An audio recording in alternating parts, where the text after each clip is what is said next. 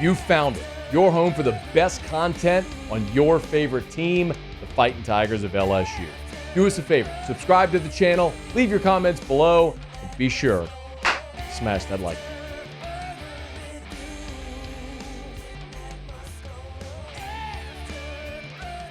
All right, Tigers hit the practice field on Wednesday. First media availability. Media got about 20, 25 minutes, and then Brian Kelly met with reporters after. Admittedly, first of all, I was not at practice this morning. Hunt went for LouisianaSports.net. I was running carpool, so couldn't make today. We get full practice on Saturday, so we'll be there for that.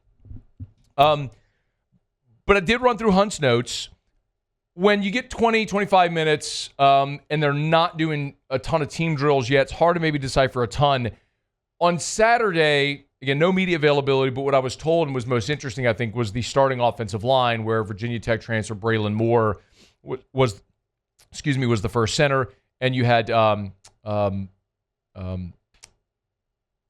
right guard, DJ Chester was at right guard, who started last year, of course, at center.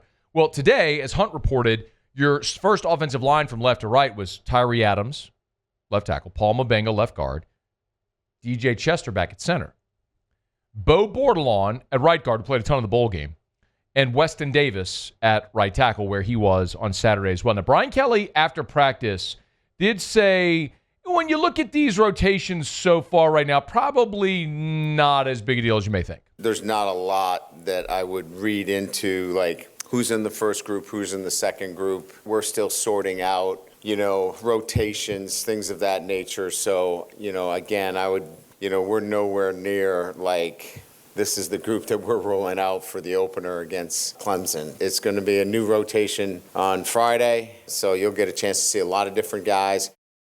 I do love that. I love that there was that you're seeing a lot of rotation there, and he's right. I'm not going to make too much of the first day of spring availability today. I wouldn't even make too much of the rotations the first day of fall camp. You're going to see an evolution. Like, I remember last year at the beginning of fall camp, we were watching Javen Toviano run at the star. Juwan Johnson was at corner, at star, at safety. I mean, a lot is going to evolve. So I do agree there. But I am interested in this offensive line because I think that is, we talked about it a bunch, I think it's the biggest question. Garrett Nussmeier is solidified. He's a leading returning passer in college football.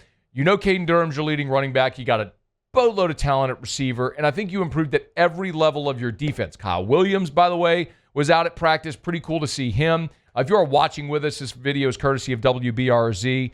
You can see the entire 11 minutes of their raw video at the WBRZ YouTube channel, so thanks for that. But I am really fascinated to see the development of this offensive line.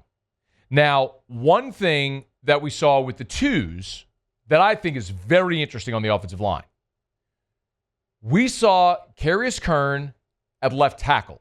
Now, Braylon Moore was running twos at center, but Carius Kern at left tackle. Now, remember, Kern was the five-star number one interior offensive lineman in the country.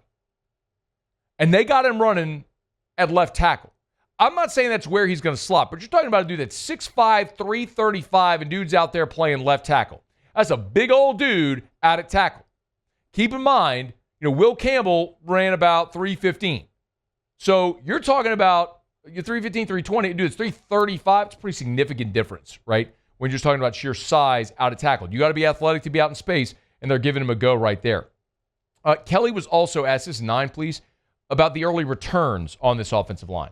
I think Braylon's done a nice job early on. Carius Kern, Solomon, both of the freshmen have done a really nice job. I think they're physically able. They've got to be able to take the next step in terms of learning, the offense. But they're going to be really good SEC players. The bar here is pretty high, right? These are really good players that in time are going to help us. I think Weston Davis is doing a nice job. We're going to rely on the guys that got a lot of work for us last year. DJ Chester's gotten a lot of work for us. We'll see where that all ends up. But I think there's enough experience with young players that we're going to put together a really good offensive line.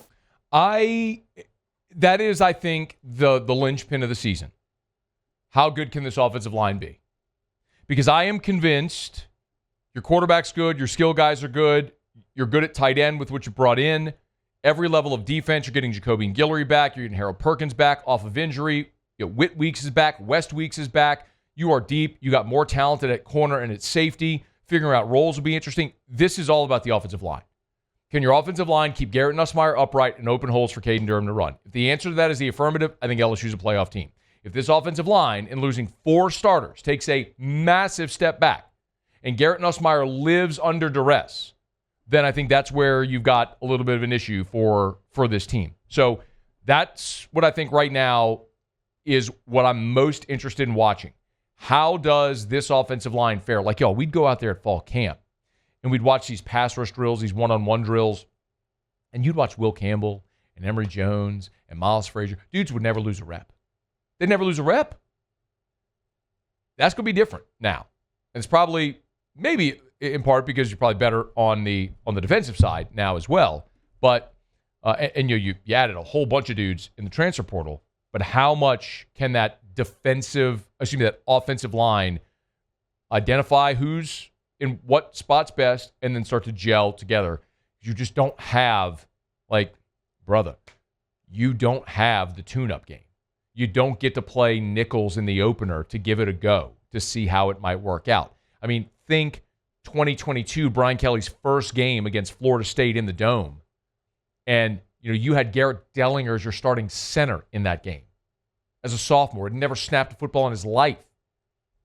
I mean, wouldn't you love to have had that opportunity to maybe take those licks and learn that lesson against Nichols before you had to play Florida State or Grambling or Southern, whoever it was that year? You got to get it right. You got to get it right. Again, Josh Thompson's going to be joining this crew as well. So the cavalry's on the way. You'll add another guy that's a proven starter on this offensive line. So Tigers on the practice field again Saturday. We have full access to the whole practice Saturday, so I'll have much more to say after that. Hey, thanks so much for watching. Please leave your comments. I love to interact, and be sure to hit the red subscribe button below.